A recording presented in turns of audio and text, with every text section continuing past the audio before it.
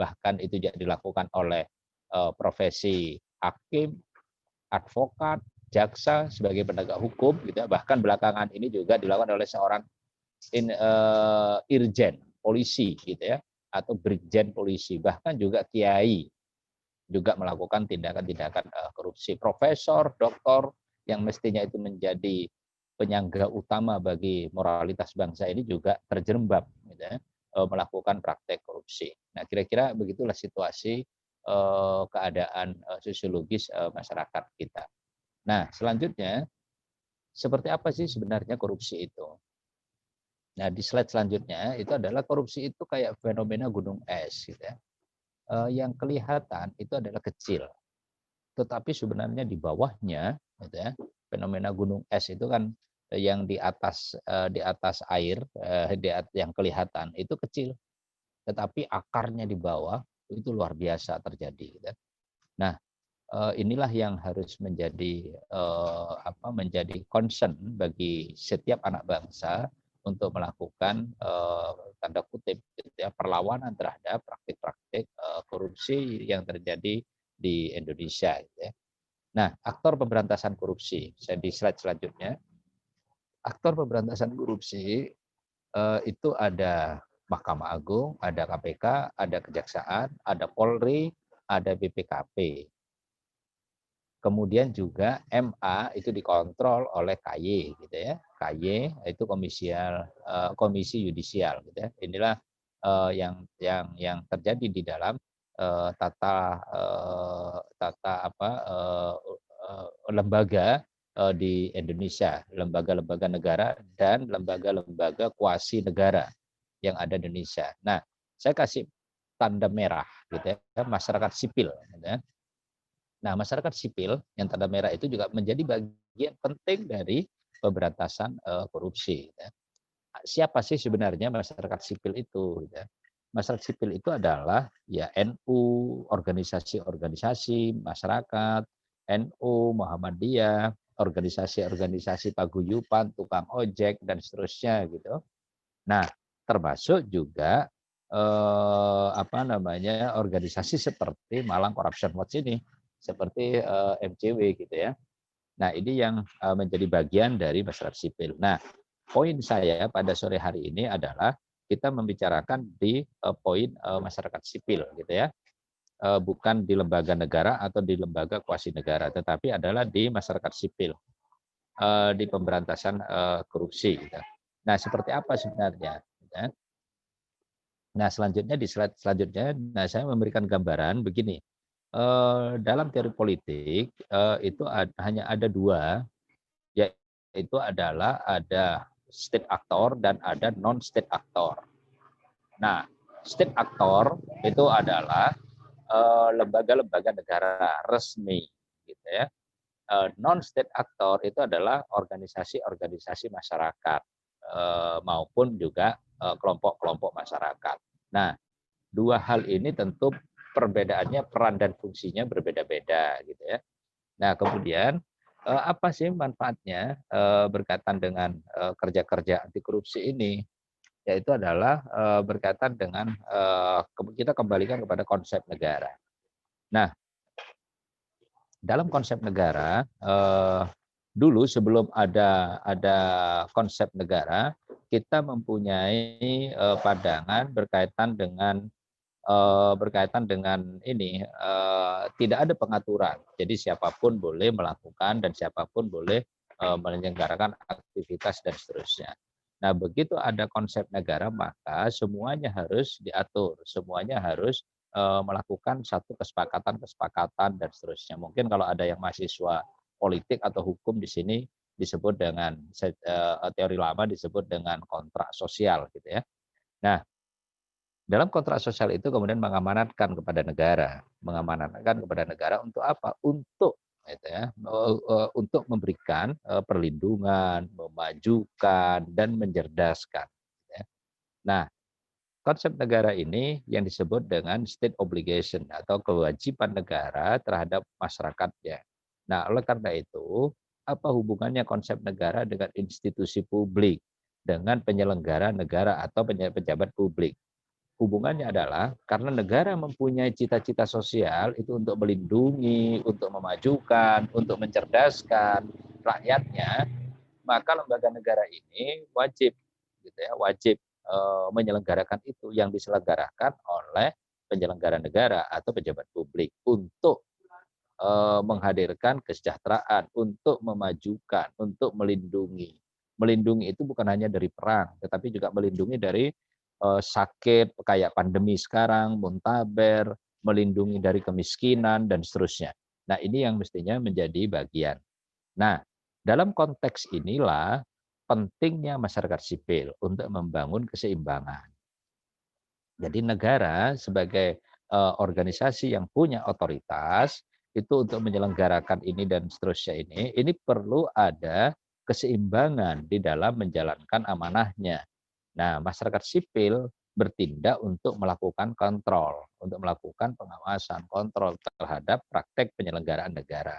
Dan itu sah, dan itu dibolehkan oleh konstitusi sebagai hak menyatakan pendapat, kebebasan berekspresi, kemudian juga hak untuk melakukan pengawasan dan seterusnya itu diatur oleh undang-undang dan itu dibolehkan gitu ya. Nah, oleh karena itu dalam relasi ketatanegaraan kelompok masyarakat sipil itu penting untuk membangun demokrasi. Tanpa adanya masyarakat sipil yang berdaya, maka demokrasi ini tidak akan terjadi. Nah, oleh karena itu tingkat kesehatan masyarakat sipil itu penting. Masyarakat sipil itu harus sehat. Kelompok-kelompok masyarakat ini harus sehat. Kalau tidak sehat, mereka tidak bisa melakukan kontrol terhadap kewajiban-kewajiban yang diselenggarakan oleh negara. Nah, disinilah pentingnya pentingnya masyarakat sipil untuk terlibat di dalam pemberantasan korupsi gitu ya. Jadi asal muasalnya dari konsep negara ini. Termasuk juga tujuan negara. Kita sudah ketahui bersama tujuan negara itu untuk kebaikan manusia, kedamaian dan seterusnya begitu ya. Nah, inilah yang seharusnya dilakukan. Nah, pada slide selanjutnya, cita-cita negara itu kan baik sekali. Tidak ada cita-cita negara yang tidak baik. Namun di dalam pelaksanaannya ternyata menjalankan politik negara itu butuh politik keseharian yang disebut dengan politik praktis.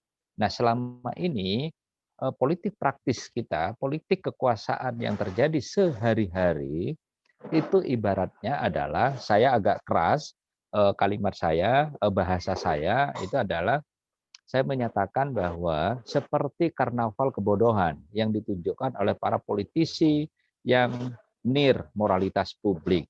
Anda bisa cek di Leo Strauss ya tentang konsep nir moralitas publik ini. Seperti apa sih sebenarnya yang disebut dengan karnaval kebodohan ini? Nah, baru-baru ini kita menikmati sajian yang dilakukan oleh Parlemen Indonesia atau DPR RI di mana menyetujui apa itu undang-undang cilaka ya, undang-undang cilaka cipta kerja yang itu pasal demi pasalnya tidak ada keterkaitan, tidak ada hubungan gitu ya. Bahkan pasal-pasalnya itu menyebutkan beberapa ayat harus merujuk kepada pasal di atasnya, pasal sebelumnya. Tetapi pasal sebelumnya ketika dirujuk di dalam diktum itu menyatakan tidak ada ayatnya. Nah, ini kan lucu sekali. Ini urusan negara, urusan negara ini kemudian seolah-olah dipermainkan begitu saja tanpa mengedepankan keadilan, rasa cinta negara, rasa berpancasila yang harus bermusyawarah, mufakat, mengedepankan demokrasi dan seterusnya. Ini tidak ada. Yang terjadi adalah demokrasi mayoritas, menang-menangan. Nah, ini yang terjadi. Nah, ini yang dikritik oleh Leo Strauss bahwa nir moralitas publik tidak ada penghormatan terhadap suara publik, suara partisipasi masyarakat dan segala macamnya. Termasuk juga belakangan ini orang yang bersuara keras saja lalu kemudian memberikan kritik kepada rezim itu kemudian ya dipersoalkan lah begitu ya. Nah, ini ciri-ciri negara otoriter nantinya. Nah, ini berbahaya sekali gitu loh. Nah, semestinya kita demokrasi, kita sudah diatur oleh konstitusi. Siapapun boleh. Bahkan disebutkan setiap warga negara boleh ya dapat dipersilahkan untuk melakukan pengawasan terhadap pelaksanaan negara, pelaksanaan pemerintahan. Bahkan juga ada PP, Perpres kalau tidak salah, yang menyatakan bahwa siapa warga negara yang turut serta dan mengungkap kasus korupsi itu mendapatkan reward, mendapatkan penghargaan ya dari negara dan itu diperbolehkan gitu. Nah, tetapi ini dalam praktek kesehariannya berbalik berapa itu ya 380 derajat bahwa orang itu kemudian tidak diperbolehkan, orang bersuara tidak diperbolehkan dan seterusnya. Saya bukan kemudian menganut kepada paham-paham liberal, tidak. Di dalam ruang publik itu boleh siapapun, tapi tentu tetap ada aturan-aturan, tetap ada indikator-indikator, ada ukuran-ukuran normatif yang berkaitan dengan moralitas. Kita tidak mungkin kemudian menyampaikan pendapat di muka publik lalu menuduh tanpa bukti. Lalu kemudian mengatakan si wali kota, anggota DPR, anggota siapa presiden atau menteri dengan kata-kata yang jorok misalnya. Itu bukan begitu maksudnya. Tetapi yang dimaksud dengan partisipasi pengawasan masyarakat itu adalah terbuka. Siapapun boleh. Ini berkaitan dengan otoritasnya yang kita kritik, berkaitan dengan jabatannya, bukan person, gitu ya. Nah, ini yang mestinya difahami. Ini yang kemudian saya sebut kepemimpinan di Indonesia itu minus imaji, ya. Apalagi kita akan mengarah kepada kepemimpinan yang berkaitan dengan asketis, gitu. Itu susah sekali, zuhud, gitu. Itu kayaknya mustahil terjadi di kita saat ini. Ya. Kita perlu waktu yang cukup panjang untuk memperbaiki kondisi sosial, politik, atau sosiologis masyarakat kita. Nah, inilah yang menjadi tantangan ke depan. Oleh karena itu, setiap pegiat anti korupsi itu membutuhkan cara-cara kerja yang luar biasa karena korupsi itu adalah extraordinary. Maka penanganannya, prosesnya itu harus ekstra juga, tidak bisa kemudian seenaknya gitu, atau sederhana itu, tapi harus luar biasa. Gitu. Nah, jadi saya mau percepat, persingkat. Nah, kemudian dari situasi-situasi itu, maka saya mengutip dua pendapat, pendapatnya Gramsci dan Syariati. Pendapatnya Gramsci di slide selanjutnya itu adalah kita semua masyarakat intelektual, masyarakat yang punya daya intelektualitas, masyarakat yang punya daya intelektualitas itu berbeda ya dengan akademik, gitu ya. Kalau akademikus itu belum tentu intelektual, gitu ya. Kalau akademikus sarjana itu belum tentu dia intelektual. Intelektual itu kalau kita baca rujukan dari Edward Said ataupun dari Yudi Latif tentang genealogi intelektual, dia menyatakan bahwa dia orang yang punya pengetahuan dan punya keberpihakan, gitu ya. punya pengetahuan, punya metodologinya. Tidak tidak harus kemudian sekolah doktor, punya jabatan akademik jadi profesor lah harus disebut intelektual, tidak, gitu ya. Nah, persepsi di Indonesia itu seringkali bertukar tempat, gitu ya. Banyak doktor, banyak profesor, tetapi dia tidak punya sikap apapun terhadap keumatan, terhadap masyarakat, terhadap kebenaran, terhadap kebaikan, tetapi karena dia atribusi akademiknya maupun atribusi jabatannya karena doktor ataupun profesor lalu kemudian disebut intelektual. Mestinya tidak begitu. Mungkin bisa juga teman-teman membaca tentang kasusnya Dreyfus ya di di Italia ya itu. Nah, tentang konsep kasus intelektualitas itu. Nah, Gramsci menyatakan bahwa intelektual organik yaitu yakni ada kemauan, ada keberpihakan dan melakukan transformasi sosial. Jadi kalau cuma seseorang di depan kelas mengatakan A, B, C, D, E, mengajarkan tentang kebaikan, tetapi seseorang tadi yang mengajarkan tentang kebaikan tidak melakukan praktisnya, tidak melakukan atau tidak mengimplementasikan dalam kehidupan sehari-harinya, nah ini tidak organik namanya. Nah ini yang cuma semata sebagai pengajar, tukang ngajar gitu ya. Nah jadi bukan bagian daripada gerakan intelektual. Gerakan intelektual itu adalah memimpin perubahan. Ya. Nah ini yang dan kemudian melakukan transformasi, memberikan edukasi kepada masyarakat sekitar yang tidak tahu menjadi tahu tentang hak-haknya, baik itu hak politik, hak ekonomi, hak sosial dan seterusnya. Demikian pun juga katanya Syariati, Rosen Fikr itu yakni seseorang yang berpegang teguh pada ideologi yang dipilih secara sadar. Saya punya ideologi, lalu saya menyadari untuk melakukan berbagai hal. Maka itulah yang menjadi bagian penting dari cara berpikir saya menjadi perilaku, menjadi pilihan hidup saya gitu ya. Saya sadar melakukan itu.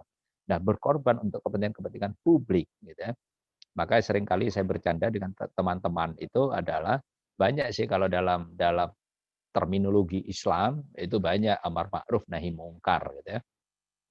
Amar ma'ruf sih banyak, berseru pada kebaikan itu banyak, orang mudah ngomong. Di masjid-masjid tiap hari juga diomongin. Kalau di gereja-gereja juga diomongin kebaikan-kebaikan. Tetapi melawan kemungkaran, melawan kebatilan, nah ini yang masih perlu berdebat panjang gitu ya. Nah kalau cuma menyeru kan tidak punya implikasi apapun. Tetapi ketika melakukan perlawanan terhadap kebatilan, terhadap kemungkaran, itu kan implikasinya bukan hanya soal harta, bukan soal waktu, tetapi juga soal harga diri, soal nyawa dan seterusnya.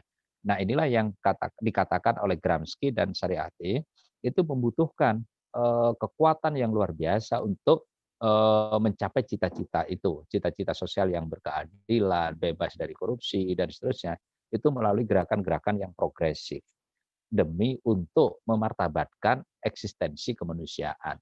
Nah, inilah sebenarnya salah satu hal penting yang harus dimiliki oleh setiap pegiat anti korupsi yang menamakan dirinya menjadi bagian daripada civil society atau masyarakat sipil atau masyarakat madani. Bahkan juga dikatakan oleh Adam Ferguson dalam perjuangannya itu harus mengedepankan civilized, gitu ya, mengedepankan keadaban. Nah, inilah yang dimaksud dengan masyarakat sipil. Selanjutnya, mungkin bisa dibaca lah ya, intelektual kapital dan seterusnya gitu ya. Nah, mungkin saya lewati yang poin ini karena sudah saya jelaskan tadi sedikit. Nah, masyarakat sipil mungkin juga bisa dibaca biar agak lebih pendek. Saya akan masuk pada apa sih MCW itu gitu ya. Nah, apa itu MCW gitu ya? MCW adalah lembaga non pemerintah atau civil society organization, CSO, atau non-government organization, atau adalah lembaga sosial di luar pemerintah. Tadi di awal saya sebutkan ada state actor dan non-state actor. MCW itu adalah non-state actor, organisasi di luar pemerintah, tetapi di dalam lingkup negara, gitu ya. Oleh karena itu kita berposisi sebagai kelompok yang melakukan kontrol, kelompok yang melakukan pengawasan, kelompok yang melakukan membangun keseimbangan untuk terciptanya demokrasi di dalam ruang publik gitu ya. Nah, inilah fungsi-fungsi MCW. Seperti apa sih sebenarnya CSO atau NGO? Kalau di Indonesia itu disebut dengan LSM, Lembaga Swadaya Masyarakat. Cuma saya menjadi tidak begitu nyaman menggunakan istilah LSM. Karena LSM di Indonesia itu maknanya tereduksi. Ya. Maknanya tereduksi LSM itu ya negatif gitu ya, meras-meras inilah atau cuma bikin God gitu ya, bikin pemberdaya apa namanya itu kegiatan-kegiatan sosial tanpa terencana dan seterusnya. Maka kemudian saya lebih nyaman menggunakan istilah tetapnya yaitu adalah non government organization atau organisasi non pemerintah. Memang di poin ini Mas Adi dan teman-teman semua perlu diskusi yang cukup cukup panjang, apa sih sejarah NGO gitu ya, sejarah pembangunan di Indonesia dan seterusnya. Karena ini ada poin sendiri nantinya. Mungkin nanti setelah teman-teman ini menjadi anggota resmi dari MCW gitu ya. Nah, MCW itu didirikan oleh para aktivis, pegiat sosial, mahasiswa, dosen dan seterusnya di dalamnya itu. Visinya saya pikir itu bisa dibaca dan seterusnya. Saya lanjut. Nah, program strategisnya MCW itu sebenarnya ada 3.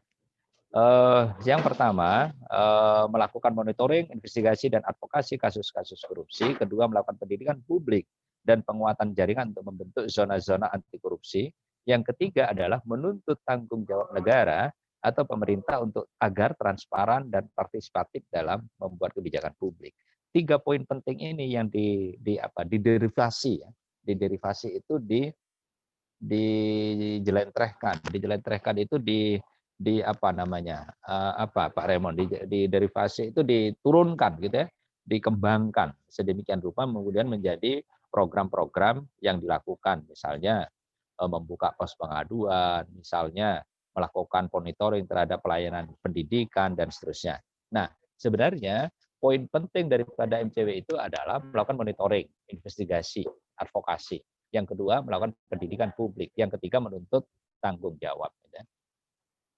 Nah, nilai kerja. MCW juga punya nilai kerja, yaitu menjunjung tinggi prinsip kemanusiaan, tidak boleh menerima sumbangan dalam bentuk apapun dari objek pantau. Dan dalam melakukan kegiatan itu harus berdua dan seterusnya, prinsip akuntabilitas, non partisan. Nah, saya percepat di poin ini. Nah, dalam kerja-kerja MCW ke depan itu ada 4 hal. Ada strategi, pertama itu, strategi programnya itu adalah berkaitan dengan advokasi. Yang kedua berkaitan dengan pendidikan publik. Yang ketiga berkaitan dengan data atau sistem, informasi, dokumentasi. Yang keempat berkaitan dengan kampanye atau publikasi. Nah, ini yang dikembangkan oleh teman-teman di MCW. Bagaimana sih sebenarnya program itu bisa menjadi bagian dari masyarakat banyak begitu ya. Nah, ini yang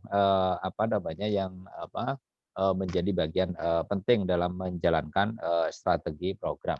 Mungkin slide-nya bisa turun itu. Naik ya. Mana yang bagian slide? Turun ke atas terus. Ada skema, terus, terus, terus, terus. Nah, kayaknya terlambat ini mengikuti. Terus ke bawah, Mas. Loh, kok ke atas? Ke bawah, Mas. Terus, agak cepat. Nah, itu dia. Jadi skemanya kira-kira itu. Jadi ada 4 hal gitu ya, berkaitan dengan strategi kerja ke depan. Dan ini memang 4 hal ini berkaitan dengan konsep utama. Nah, dalam prakteknya itu bisa dikembangkan sedemikian rupa oleh teman-teman. Bagaimana metodologi advokasi, manajemen pendidikan publik, manajemen riset, data, dan seterusnya. Termasuk juga strategi agitasi, propaganda, dan seterusnya. Kira-kira seperti apa. Nah, ini yang perlu dilakukan oleh teman-teman. Selanjutnya, slide selanjutnya itu adalah pelatihan relawan anti korupsi. Jadi kalau ini namanya sekolah relawan, iya betul ya, sekolah relawan anti korupsi. Nah, di awal-awal dulu namanya sejak tahun 2006 itu sekolah anti korupsi ini disebut dengan pelatihan relawan anti korupsi.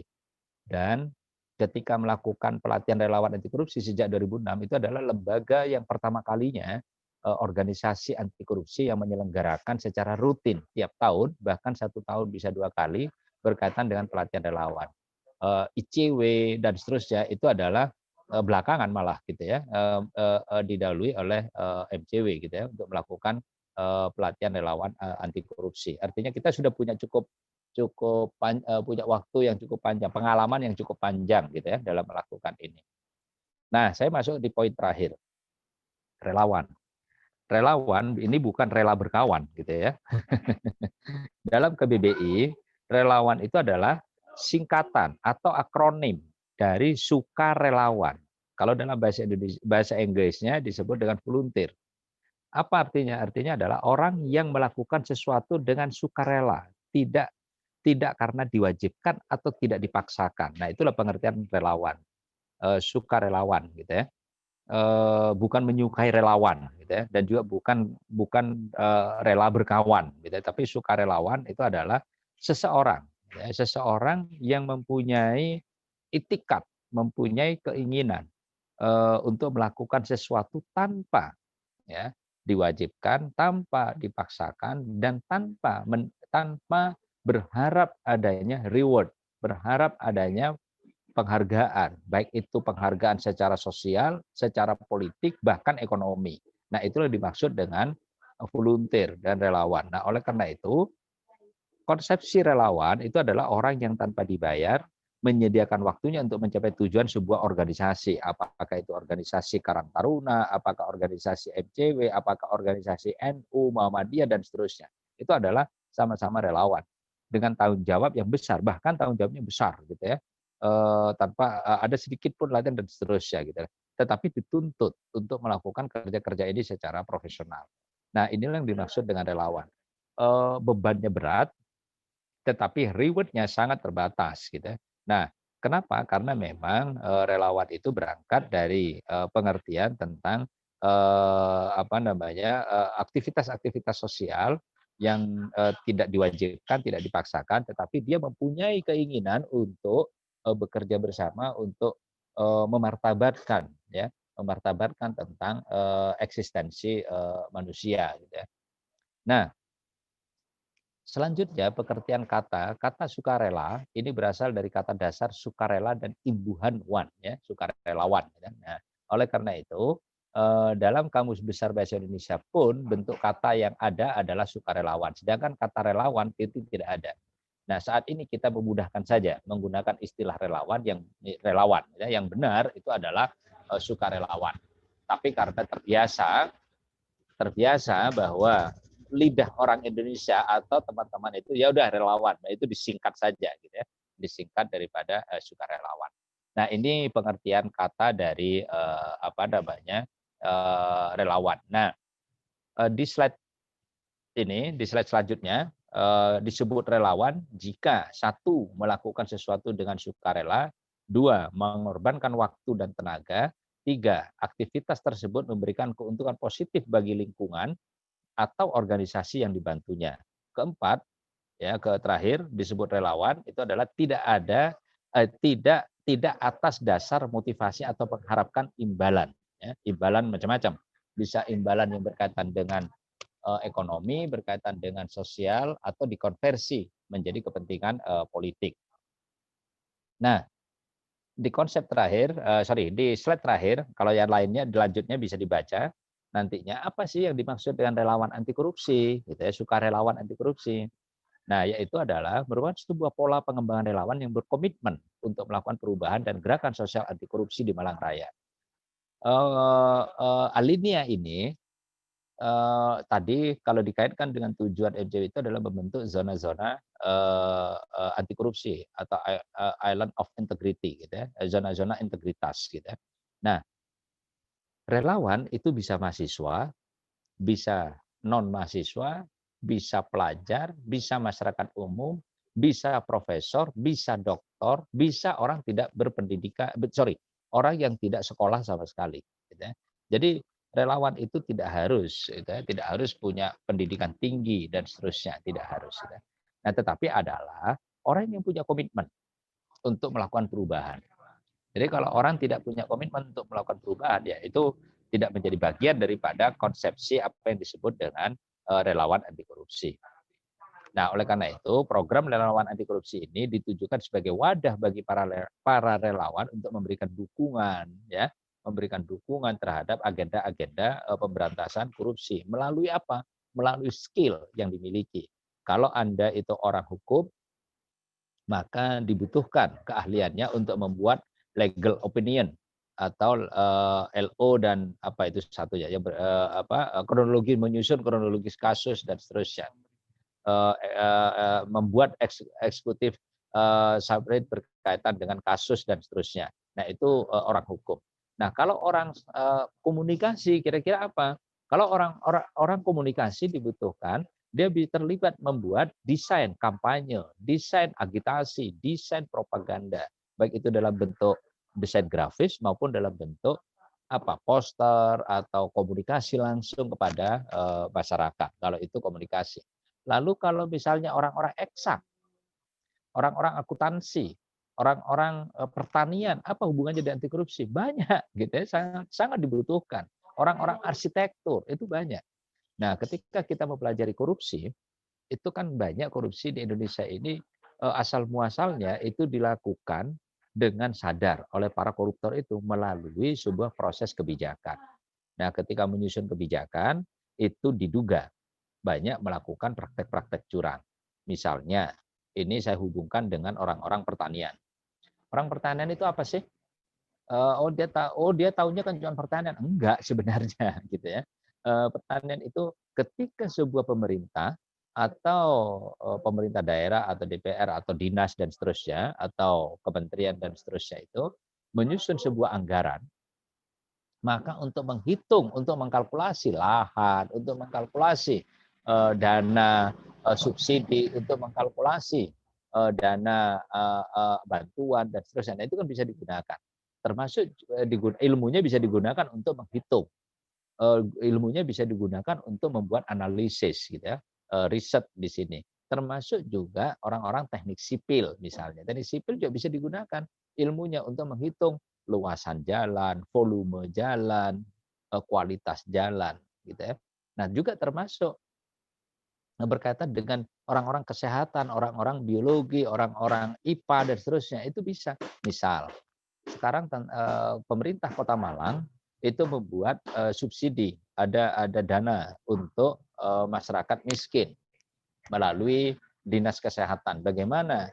Anda bisa cek misalnya ya, teman-teman itu yang pernah kalau aktif di mana kalau hari hari Minggu itu di kampung-kampung itu Posyandu. Nah, di Posyandu misalnya. Itu kalau Posyandu itu kan setiap setiap kampung menyelenggarakan Posyandu menimbang bayi, menimbang bayi, memberikan saran tentang kesehatan bayi dan seterusnya. Itu kan ada anggarannya. Anggarannya itu kan cuma dalam bentuk kacang ijo gitu ya. Di mana di Posyandu itu. Nah, kacang ijo itu kan berapa nilainya? Kalorinya berapa? Sudah sesuai enggak dengan anggaran APBD? Kalau anggaran APBD se-Kota Malang untuk sejumlah 1.000 bayi misalnya, itu dianggarkan 1 miliar misalnya. 1 miliar itu harus memenuhi kalori kacang ijo sekian, air sekian. Nah, itu bisa dihitung. Nah, curang nggak ketika membuat keputusan itu? Nah, itu dibutuhkan orang-orang biologi, orang-orang kesehatan, orang-orang eksak dan seterusnya gitu ya. Yang itu tidak dimiliki oleh orang hukum, orang sosial, orang politik dan seterusnya. Nah, ini sebenarnya artinya siapapun itu bisa terlibat di dalam kerja-kerja anti korupsi gitu ya. Baik ilmu sosial maupun eksak, baik itu orang yang punya jabatan akademik, profesor, doktor dan seterusnya gitu ya. Termasuk juga masyarakat kelompok orang yang tidak bersekolah. Itu juga bisa terlibat sesuai dengan minat, kapasitas masing-masing.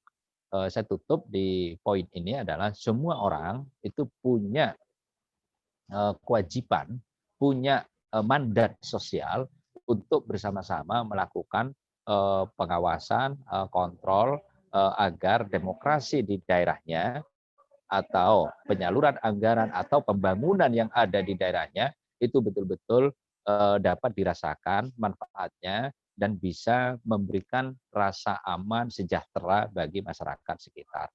Mungkin itu Mas Adi sebagai pengantar. Terima kasih.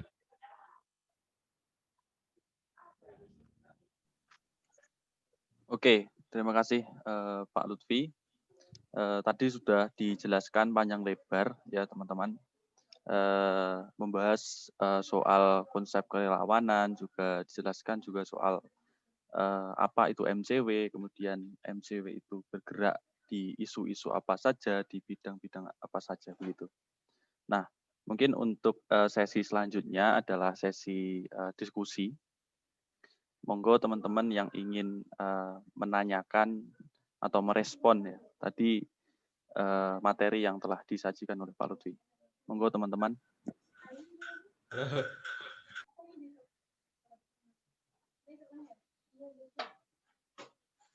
Halo teman-teman.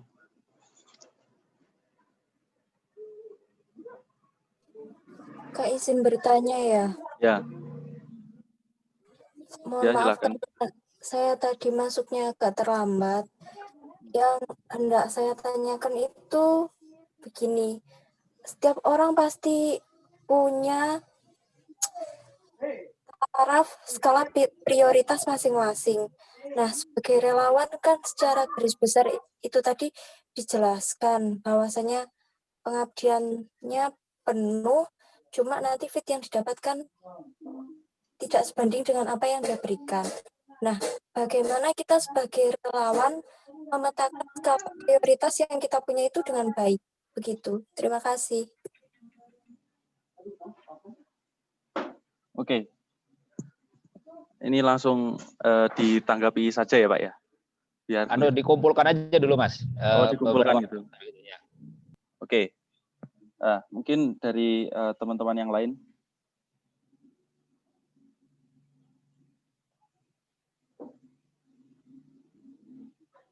Monggo.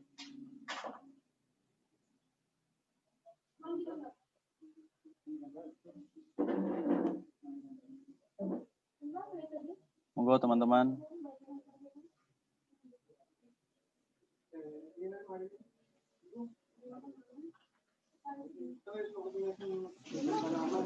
Saya ingin bertanya.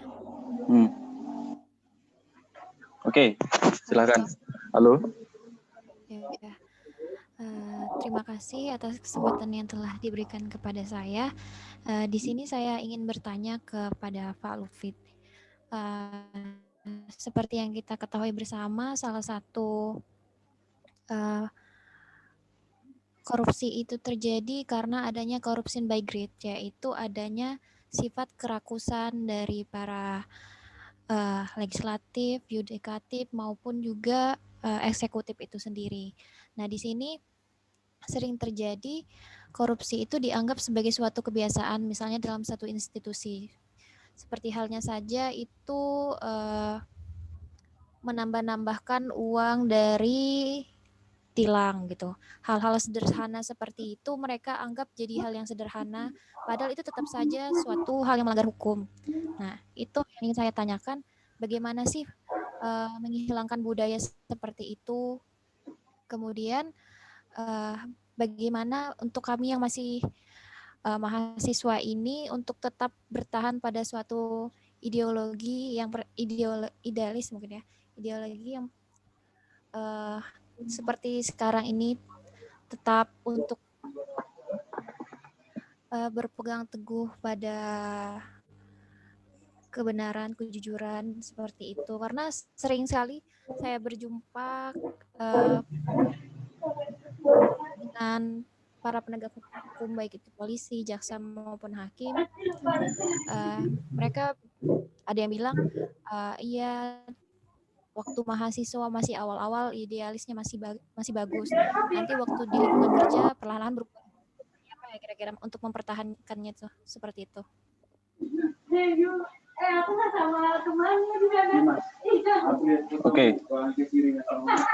Oke, monggo silahkan untuk teman-teman yang lain.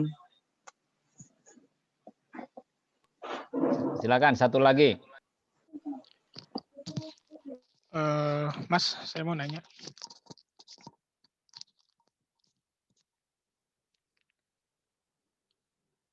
Halo.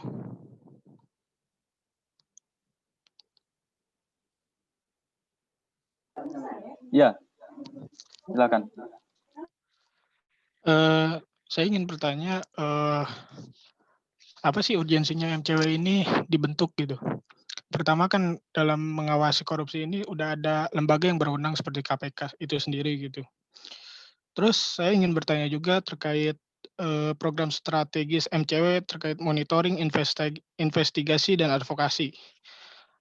Saya ingin bertanya, yang ingin saya tanyakan, legal standing atau dasar hukum pelaksanaan program strategis MCW itu sendiri. Begitu, Mas.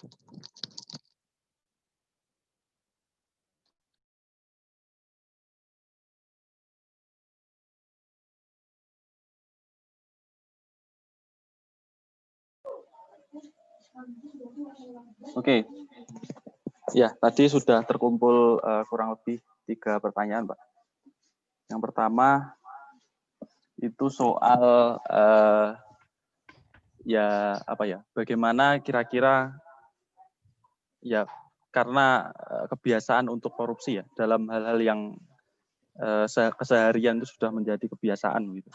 Lalu yang kedua ya, bagaimana kira-kira menghilangkan budaya-budaya korupsi yang ya sehari-hari itu sudah menjadi budaya gitu, seolah menjadi budaya. Lalu yang ketiga adalah berkenaan dengan urgensi MCW itu apa sih dalam kehidupan bernegara begitu. Lalu berkaitan dengan program-program strategis dari MCW. Gitu, Pak. Monggo silakan. Iya. Yang pertama berkaitan dengan Mbak Heni ya, Mbak Heni, setiap orang punya prioritas masing-masing ya, tentulah setiap orang memang harus punya prioritas dalam hidupnya. Nah, memang sangat sulit kalau tidak terbiasa untuk membagi dalam aktivitas kehidupan sehari-hari. Nah, ini berkaitan dengan manajemen waktu ya, manajemen waktu. Kalau mahasiswa misalnya, manajemen waktunya seperti apa? Misalnya kalau muslim, bangun pagi setelah sholat subuh, apakah kemudian belajar atau melakukan apapun dan seterusnya misalnya. Lalu kemudian kuliah dan seterusnya, terus kemudian waktunya siang atau sore melakukan aktivitas-aktivitas sosial lainnya. Nah, ini berkaitan dengan manajemen waktu. Murni ini berkaitan dengan kedewasaan diri untuk mengatur mana yang skala prioritasnya yang harus saya dahulukan antara A atau B atau C. Nah, karena sama-sama baik, berkaitan dengan kuliah juga baik, berkaitan dengan belajar kehidupan di luar kuliah itu juga baik gitu ya. Nah, kuliah itu adalah bagian daripada mengupgrade pengetahuan yang dimiliki. Kemudian di lapangan itu berkaitan dengan tanda kutip lab side untuk menguji teori-teori yang telah dipelajari di bangku kuliah, di bangku sekolah, benar atau tidak. Nah, ini harus ada pengujian. Makanya kemudian dalam ilmu pengetahuan itu ada desain dan ada dasolen, gitu ya. Ada teori dan ada lapangan, ada fakta. Kira-kira seperti apa? Ada refleksi, ada refleksi, ada aksi, gitu ya. Nah, refleksi itu adalah memikirkan, kontemplasi. Aksi adalah implementasi daripada sesi pertanyaan nanti. Refleksi tadi. Gitu ya. Nah, bagaimana setiap relawan itu untuk mengatur skala prioritasnya? Ya, untuk mengatur ya bergantung dari ya. Mengatur prioritasnya adalah bagaimana dia bisa membuat skala waktu, gitu ya. Manajemennya apakah kepentingan pribadinya itu dikaitkan dengan waktunya. Saya pikir itu soal kebiasaan gitu ya. Teman-teman yang di Badan Pekerja Malang Corruption Watch ini semuanya adalah mahasiswa.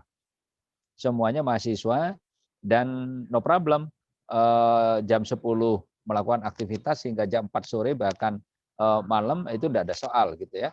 Semuanya melakukan aktivitas dan mengatur mana di saat jam kuliah dan mana di saat melakukan kerja-kerja yang berkaitan dengan tugas-tugasnya di Malang Corruption Watch. Nah, ini tidak ada soal sebenarnya. Ini kembali kepada pribadi masing-masing. Termasuk feedback. Feedbacknya yang didapat apa? Yang didapat tentu itu adalah pengetahuan. Tentu yang didapat itu adalah informasi, pengalaman dan seterusnya yang berkaitan dengan hal-hal yang sifatnya intangible gitu ya. Hal-hal yang berkaitan dengan soft skill gitu ya, yang dimiliki gitu ya. Dia kemudian tahu bagaimana mempraktekkan tentang kampanye, mempraktekkan tentang agitasi, mempraktekkan untuk melakukan riset, mempraktekkan untuk melakukan analisis, mempraktekkan untuk melakukan legal opinion dan seterusnya gitu ya. Nah, itu yang saya tadi katakan sukarelawan itu adalah orang yang memang berdedikasi untuk kepentingan-kepentingan kemanusiaan gitu ya. Yang kemudian itu tidak bisa diukur atau dihitung kemudian mendapatkan feedback dalam bentuk rupiah, uang, sosial, politik, dan seterusnya. Tetapi kalau teman-teman itu mampu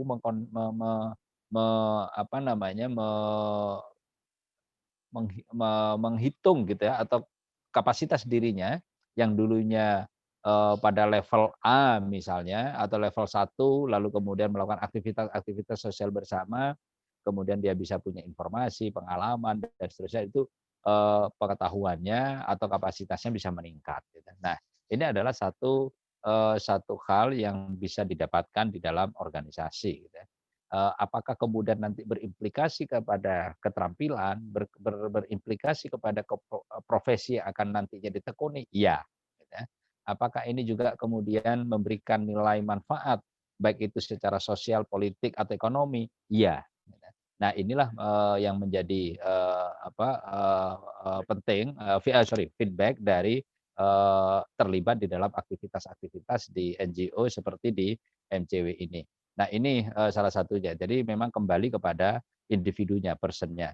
Kedua, berkaitan dengan Mbak Rahmawati ya, korupsi sering terjadi di lembaga publik, betul. Kalau di lembaga non publik, privat itu penggelapan.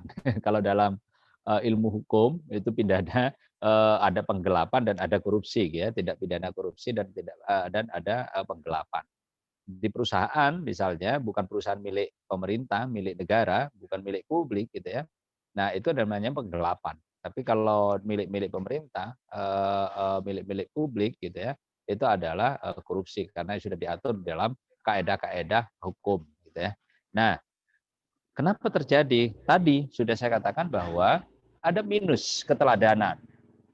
Ada minus keteladanan dan ada tidak ada imoralitas yang terjadi di situ. Dan korupsi itu ada dua sebenarnya, ada yang disebut dengan need corruption dan ada greedy gitu ya. Apa yang dimaksud dengan need corruption? Need corruption itu adalah korupsi yang kecil-kecilan tadi, ya markup, markdown gitu ya. Kalau beli pulpen harganya 100 perak, lalu di markup sedikit menjadi 110 perak gitu ya. Nah, 10 peraknya dipakailah beli bakso, kira-kira begitu. Nah, ini markup namanya. Ada yang markdown, yang mestinya targetnya itu 100, kemudian dia bilang di laporannya, tidak bisa target ini tercapai 100, ya cukup 80, padahal faktual itu bisa sampai 100. Nah, ini markdown namanya. Nah, ini korupsi kecil-kecilan gitu ya. Termasuk juga ngambil kertas, korupsi waktu dan seterusnya. Nah, ini need corruption. Biasanya ini dilakukan, dipraktekin oleh orang-orang yang punya otoritas tetapi jangkauan otoritasnya, kewenangan otoritasnya, skala otoritasnya itu kecil, ya, tidak besar. Nah, yang greedy, rakus, ketamakan, nah ini biasanya orang yang punya posisi di birokrasi yang cukup tinggi atau di politik cukup tinggi, gitu ya. Nah, ini yang disebut dengan korupsi kebijakan atau korupsi politik, gitu ya. Nah, itu biasanya besar, gitu ya. Nah, untuk apa sih sebenarnya selain untuk mengakumulasi kapital, sebenarnya korupsi di level greedy ini adalah untuk menyangga kekuasaannya, untuk membiayai politiknya, untuk membiayai ongkos politiknya, gitu ya, baik itu dirinya sendiri, kelompoknya ataupun partai politiknya. Nah, ini yang terjadi dalam konsep greedy corruption, keserakahan. Ya. Nah, yang terakhir dari Mbak Rahmawati, bagaimana mahasiswa bisa tetap punya idealisme? Ya berlatih tadi, seperti yang saya sampaikan kepada Mbak Heni, itu adalah melakukan transformasi setiap hari, berlatih setiap hari, berinteraksi setiap hari dengan kelompok-kelompok marginal, berinteraksi setiap hari dengan kelompok-kelompok masyarakat yang tidak bisa mengakses, gitu ya, tidak bisa mendapatkan kelayakan sebagaimana warga negara lainnya yang tidak mempunyai kemampuan gitu ya, kemampuan untuk mendapatkan. Ya harus berinteraksi dengan kelompok-kelompok itu. Maka tadi dikatakan oleh Gramsci maupun Ali Syariati, ya dia harus punya keberpihakan. Keberpihakan kepada apa? Keberpihakan kepada kelompok-kelompok marginal ini. Dan disitulah belajar terus-menerus untuk membangun idealisme. Ya, karena idealisme itu idealisme itu terbentuk karena terlatih, gitu ya. Nah, tapi kalau tidak ada idealisme yang terbentuk karena tidak terlatih, karena terlatih. Bisa saja misalnya ketika tidak pernah berinteraksi dengan kelompok-kelompok masyarakat, tidak pernah merasakan kehidupan masyarakat miskin, tidak pernah merasakan kehidupan masyarakat yang tidak punya akses kekuasaan, kemudian dia mempunyai perspektif sendiri. Ternyata hidup ini normal-normal saja, padahal kehidupan nyata itu tidak normal, gitu ya. Nah, ini oleh karena itu setiap mahasiswa saya menyarankan untuk memupuk rasa idealisme itu harus terus-menerus berinteraksi dengan kelompok-kelompok marginal ini. Karena disitulah sebenarnya kita belajar mencari esensi kebenaran, gitu ya. Nah, ini mungkin yang bisa saya sampaikan kepada Mbak Rahmawati. Yang terakhir berkaitan dengan apa yang ditanyakan oleh Anggarda, gitu ya. Apa urgensi pendirian MCW? Pendirian MCW tadi sudah dikatakan terlibat membangun masyarakat Indonesia tanpa korupsi. tadi sudah saya sebutkan, masyarakat tanpa korupsi itu bisa dilakukan oleh state aktor, oleh aktor-aktor negara, yaitu seperti Komisi Yudisial, Mahkamah Agung, kepolisian, kejaksaan, dan seterusnya, gitu ya, KPK dan seterusnya. Nah, masyarakat apakah tidak boleh? Boleh, karena itu juga diatur di dalam undang-undang tentang partisipasi masyarakat dalam pemberantasan korupsi. Nah, MCW itu adalah bagian daripada masyarakat yang bercita-cita terbentuknya masyarakat madani yang mempunyai mempunyai keinginan yang bebas dari korupsi, tidak saling menghisap, tidak ada nepotisme, sistem ekonomi kita baik, gitu ya, sistem politik kita tidak kotor dan seterusnya. Nah, itu adalah urgensi daripada pendirian MCW. Nah, lalu dasar hukumnya apa? Tadi sudah saya katakan dasar hukumnya adalah Malang Corruption Watch itu berbadan hukum perkumpulan atau orang di Indonesia itu ada badan hukum yang sosial, itu ada badan hukum perkumpulan dan ada badan hukum yayasan, gitu ya. Meskipun di dalam undang-undang yayasan saat ini diperbolehkan masuk ke wilayah bisnis, gitu ya. Nah, di dalam perkumpulan, badan hukum perkumpulan yang diatur oleh negara, mulai dari Statblad hingga ke sekarang, itu mengatakan ada perkumpulan yang membership dan ada perkumpulan yang non-membership. Perkumpulan yang membership seperti apa? Perkumpulan membership itu adalah NU, Muhammadiyah, dan seterusnya. Nah, kemudian yang non-membership seperti apa ya? Ada MCW, ICW, Transparansi Internasional, itu non-membership. Gitu ya. Jadi, saya ingin mengatakan bahwa tidak ada soal dengan badan hukum. Karena negara Indonesia itu adalah negara hukum, maka kita melakukan aktivitas-aktivitas ini, melakukan aktivitas pemantauan, monitoring, dan seterusnya ini menggunakan dasar hukum yang sudah diatur dalam konstitusi. Begitu Mas Adi. Halo. Halo. Oke. Ya. Oke, Pak. Tadi sudah dijelaskan panjang lebar, dijawab panjang lebar teman-teman. Untuk pertanyaan selanjutnya, monggo teman-teman yang ingin bertanya, silakan. Izin tanya, Mas. Oke, silakan. Selamat sore semua. Mau itu terkait keberadaan MCW itu kan tadi dijelaskan berbentuk lembaga non pemerintahan yang bekerja sebagai pemantau korupsi. Nah, terus program strategisnya melakukan monitoring, investigasi dan advokasi kasus-kasus korupsi. Yang mau saya tanyakan itu sejauh mana sih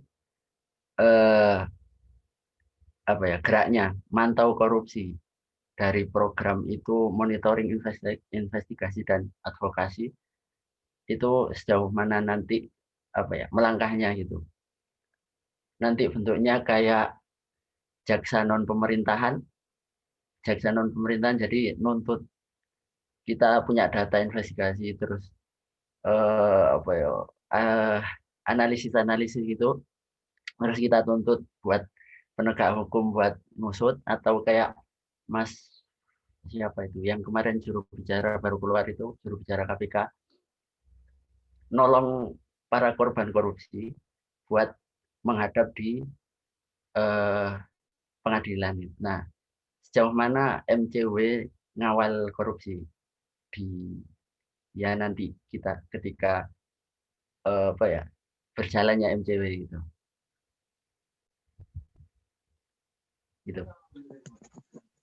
Oke, mungkin untuk pertanyaan selanjutnya.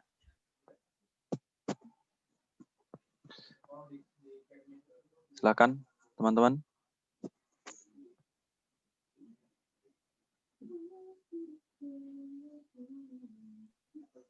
Mas, izin bertanya. Oke, silakan. Selamat sore semuanya. Terima kasih atas kesempatannya. Perkenalkan, nama saya Delia Maharani, saya dari Universitas Sriwijaya. Terima kasih Mas Lutfi sebelumnya udah memaparin materi yang bagus banget pastinya. Saya ingin bertanya terkait bagaimana MCW kan berdiri sebagai lembaga independen, sebagai NGO. Selama ini, selama MCW berdiri, tentu pastinya kan kalau kita tahu perumpamaan NGO itu kan sering dikaitkan dengan watchdog ya, pengawas dari pemerintahan atau dari birokrasi dan lainnya. Nah, bagaimana MCW selama berdiri ini menghadapi rintangan-rintangan itu? Pasti kan yang kita tahu namanya lembaga independen yang pastinya kita melawan gitu, mengawasi dan melawan kan. Gimana MCW ini terus berdiri berdiri saat rintangan-rintangan itu pasti ada gitu. Bagaimana selama ini mungkin bisa sharing pengalamannya. Begitu sih Mas. Pertanyaan dari saya. Terima kasih. Oke, terima kasih. Bagaimana teman-teman? Mungkin ada yang ingin ditanyakan lagi. Silakan.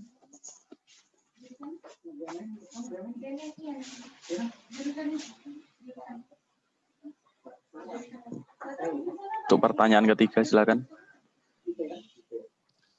Saya boleh bertanya lagi nggak, Mas? Iya, boleh. Boleh. Mungkin saya juga penasaran sih dari kasus yang sempat viral ini yang di 2015 dari 45 sebanyak 41 anggota DPRD terseret korupsi. Itu gimana MCW peran MCW di saat kasus-kasus seperti itu?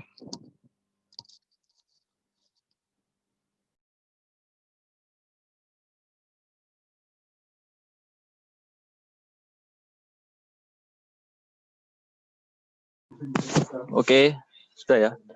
Oke, terima kasih. Mungkin saya rangkum dulu pertanyaannya. Yang pertama adalah sejauh mana ya MCW memantau atau langkah MCW selama ini setelah sekian lama ya, sekitar berapa 20-an tahun itu berdiri, sejauh mana kira-kira kinerja dari MCW itu sendiri. Kemudian yang kedua, bagaimana MCW menghadapi rintangan-rintangan sejak awal. Mungkin bisa di-share soal pengalamannya. Kemudian yang terakhir adalah peran MCW dalam menangani atau mengadvokasi kasus-kasus korupsi. Itu, Pak.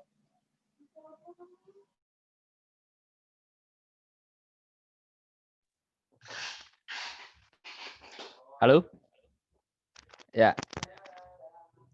Memang agak susah ya kalau luring, daring ini ya. Mungkin Mas Adi nanti suatu saat ada gathering lah gitu ya dengan peserta-peserta ini. Mas Muhib ya, Mas Muhib kalau tidak salah tadi ya.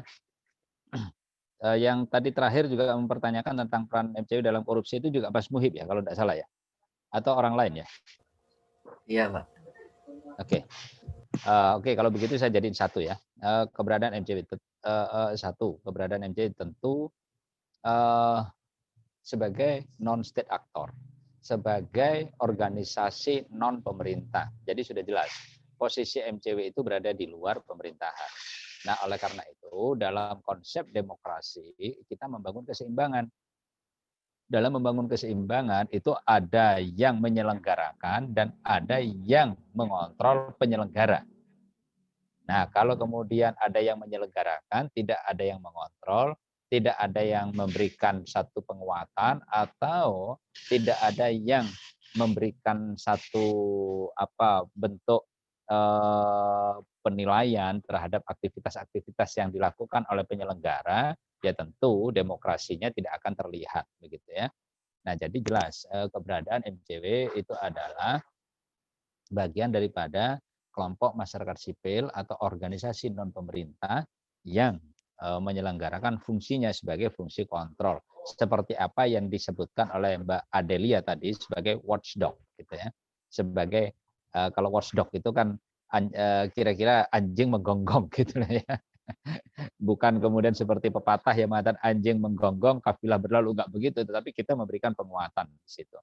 Itu satu berkaitan dengan keberadaan MCW. Tentu dalam aktivitasnya ini MCW tidak boleh serampangan, tidak boleh menuduh seenaknya, tidak boleh melakukan aktivitas tanpa bukti, gitu ya. Nah, oleh karena itu dituntut ketelitian, dituntut kerapian, dituntut data yang baik. Jadi bukan asal bunyi ya. Kalau asal bunyi itu namanya omong kosong. Gitu. Nah, itu yang tidak diperbolehkan.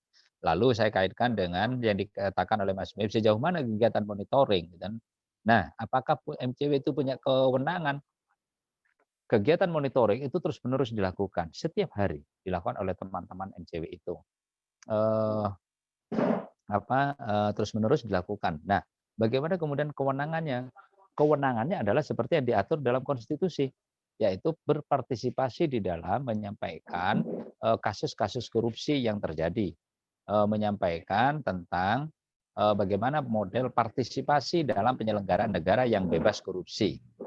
Nah, apakah peran dan fungsi MCW itu seperti jaksa polisi? Tidak, gitu ya. MCW itu adalah sama dengan Anda semua, yaitu adalah masyarakat. Masyarakat, setiap warga negara itu sama. Nah, cuma bedanya adalah MCW itu orang-orang yang tergabung di MCW itu adalah berkumpul, berorganisasi, gitu ya, berorganisasi dan melakukan aktivitas-aktivitas pemantauan terhadap penyelenggaraan negara, begitu. Nah, pengusutannya MCW tidak mempunyai kewenangan untuk mengusut, tetapi MCW itu mempunyai mandat, mempunyai kewenangan seperti yang diatur di dalam konstitusi tentang partisipasi masyarakat, yaitu adalah melakukan analisis, melakukan riset, melakukan pengawasan, dan melaporkan kepada aparat penegak hukum, baik itu kepada kejaksaan, kepolisian, atau bahkan kepada KPK. Nah, ini juga teman-teman perlu diperhatikan. Apa bedanya KPK dengan kepolisian dengan kejaksaan? Padahal sama-sama aparat penegak hukum, gitu ya. Nah, KPK lahir karena merupakan antitesis dari bobroknya sistem hukum kita, yang mana kepolisian dan kejaksaan dianggap ketika itu dianggap tidak efektif karena menjadi bagian daripada persoalan. Nah, sehingga dalam amanat reformasi politik 98 diperlukanlah sebuah lembaga untuk menyelesaikan masalah-masalah korupsi yang terjadi di Indonesia, khususnya yang dilakukan oleh penyelenggara negara dan aparat penegak hukum. Maka lahirlah KPK, gitu ya. Nah, ini yang dilakukan. Nah, oleh karena itu filosofinya kemudian KPK itu melakukan pemberantasan korupsi berkaitan dengan law enforcement, pencegahan dan seterusnya itu untuk memastikan sistem hukum kita kembali kepada jalan yang normal, gitu ya. Nah, inilah salah satu peran atau fungsi daripada lembaga seperti MCW dan seterusnya itu untuk mendorong, melakukan civic education, melakukan pendidikan kepada masyarakat tentang pentingnya masyarakat untuk melek hukum, melek politik, melek budaya, mengerti hak-hak politiknya dan seterusnya. Nah, ini harus dilakukan. Nah, oleh karena itu programnya MCW itu adalah tadi dikatakan 3, yaitu melakukan pengawasan, monitoring, kemudian melakukan pendidikan publik, ya, kemudian juga melakukan transformasi, gitu. Nah, ini yang menjadi mandat daripada MCW. Saya lanjut kepada Mbak Adelia. Selama ini seperti apa sih MCW itu? Nah, memang MCW itu berdiri sebagai watchdog, gitu ya. Memang ini dibutuhkan untuk membangun keseimbangan politik, untuk membangun demokrasi, begitu ya. Nah, ini penting untuk membangun relasi dan seterusnya. Nah, apakah di dalam menjalankan aktivitasnya MCW baik itu secara institusi maupun secara personal itu banyak menghadapi rintangan? Saya katakan jujur, apa adanya, ya. Tetapi tidak selalu kemudian menjadi bagian yang kemudian menghadirkan jiwa-jiwa penakut, gitu ya. Tetapi ini juga tetap menjadi bagian dari bagaimana kita bisa tetap memperjuangkan idealisme seperti yang dikatakan tadi oleh Mbak Rahmawati. Karena idealisme itu adalah bangunan utama bagi setiap manusia, gitu ya. Nah, apakah tidak ada ancaman dan seterusnya. Situasi politik berbeda, gitu ya. Situasi politik berbeda, tidak seperti di masa-masa Orde Baru. Gitu ya. Memang betul pada saat-saat sekarang itu masih terjadi, tetapi tidak seserem atau semenakutkan di zaman Orde Baru, begitu ya. Nah, ini ancaman-ancaman yang ada. Jadi tidak terlalu rumit, gitu ya. Termasuk juga hal yang bisa didapat oleh seseorang dalam melakukan aktivitas sosial. Tadi sudah saya singgung tentang reward dan seterusnya, gitu ya, yang didapat oleh para pegiat atau aktivis ini. Nah, ini yang disampaikan oleh Mbak Adelia. Jadi tidak ada problem. Memang itu menjadi satu gagasan bagi kita, menjadi ya ini soal apa Mbak Adelia ya? Ini soal penilaian. Apakah kita takut pada realitas ataukah kita memahami konsep takut itu yang ada pada pikiran kita, gitu ya. Kalau di dalam pikiran kita konsep takut itu kemudian terinternalisasi di dalam diri kita, maka kita tidak akan mempunyai waktu, tidak akan mempunyai kesempatan untuk membela logika kebenaran kita. Nah, oleh karena itu sebenarnya rasa takut itu bisa kita enyahkan sedikit, bahwa kita lebih membangun logika yang kita bela itu adalah logika kebenaran. Ya. Nah, maka oleh karena itu membangun diri untuk tetap bukan sok-sokan berani, tetapi tetap pada hal yang seharusnya kita lakukan sebagai kaum cerdik cendekia, sebagai masyarakat intelektual yang harus berpihak kepada kebenaran, berpihak kepada kaum mustadafin, berpihak kepada kelompok yang dikalahkan, atau berpihak kepada kelompok yang terzolimi, atau bahasa sederhananya adalah kelompok-kelompok marginal, gitu ya. Nah, di dalam setiap kehidupan pasti punya risiko. Risikonya ya bisa berat, bisa sedang, bisa kecil, tidak ada soal. Tapi kalau kita sudah meyakini ini menjadi bagian daripada pilihan hidupnya, dan saya pikir tidak ada masalah, gitu ya. Nah, ini yang mesti kita bangun, rasa rasa yang kemudian sedikit menyampingkan atau mengurangi hal-hal yang kemudian yang tadinya menjadi ancaman, kita jawab menjadi tantangan, gitu ya. Tapi bukan sebuah agar tidak melahirkan sebuah ketakutan-ketakutan. Tetapi ini adalah tantangan bagaimana kita bisa memajukan masyarakat kita ini dengan tetap mendidik, dengan tetap membangun transformasi. Terakhir, bagaimana peran MCW dalam korupsi dan Malang Raya? Sebenarnya, halo Mas Adi? Iya Pak. Halo? Ya. Halo, ya monggo. Ini peserta terverifikasi nggak? Nanti ada intel yang menyusup. Verifikasi Pak, ada grupnya kok. Oke, ya. Nah, jadi perannya sekilas saja lah, gitu ya. Sekilas saja bahwa tidak sedikit data-data yang kita support kepada teman-teman penyidik yang melakukan diskusi atau kajian-kajian korupsi di Malang ketika kasus-kasus itu terjadi. Bahkan juga sangat terlibat, gitu ya, terlibat mulai dari informasi dan seterusnya.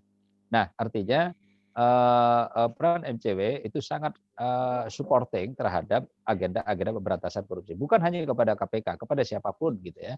Baik itu dilakukan oleh kepolisian maupun dilakukan oleh kejaksaan. Bahkan pada satu waktu ketika saya diundang oleh ada Kapolres, ada Kajari, dan ada wali kota di situ, ya kita sampaikan dengan lugas, dengan terbuka bahwa inilah yang harus diselesaikan oleh Kajari, inilah yang harus diselesaikan oleh Kapolres, ini yang harus diselesaikan oleh wali kota agar birokrasinya tidak korup, gitu. Tapi kita sampaikan dengan baik, tidak harus marah-marah menyampaikannya, gitu. Nah, artinya yang ingin saya sampaikan satu, MCW akan tetap terlibat di dalam proses melaporkan kasus-kasus korupsi yang terjadi di Malang Raya ini, termasuk juga melakukan analisis dan seterusnya. Yang kedua, MCW tetap memposisikan untuk melakukan civic education melakukan pendidikan kepada publik tentang bagaimana hak politik, bagaimana warga itu agar tahu bahwa korupsi itu telah merugikan bagi masyarakat sekitarnya. Jadi selama ini kita selalu supporting gitu ya terhadap penyidik siapapun, baik itu polisi, kejaksaan ataupun KPK di dalam melakukan law enforcement terhadap praktek-praktek korupsi. Begitu Mas Adi. Oke, baik Pak. Mungkin untuk materi hari ini kita cukupi dulu ya. Nanti untuk proses diskusi 1 dan 2 itu sudah saya record. Kemudian untuk peserta yang mungkin belum sempat gabung nanti akan kami share untuk linknya begitu. Nah, mungkin untuk sekolah anti korupsi untuk sesi yang pertama dan kedua kita cukupi dulu teman-teman. Kemudian akan dilanjutkan besok untuk materi yang ketiga dan keempat. Nah, sesuai dengan kontrak forum tadi, ya teman-teman bisa langsung mengisi review materi yang telah disampaikan oleh pemateri pertama dan pemateri kedua melalui Google Form yang telah kami share di grup ya. Nah, batasannya sampai nanti pukul 10. Oke, terima kasih teman-teman. Sekian dari saya. Assalamualaikum warahmatullahi wabarakatuh. Selamat sore. Waalaikumsalam warahmatullahi Waalaikumsalam. wabarakatuh. Waalaikumsalam warahmatullahi wabarakatuh.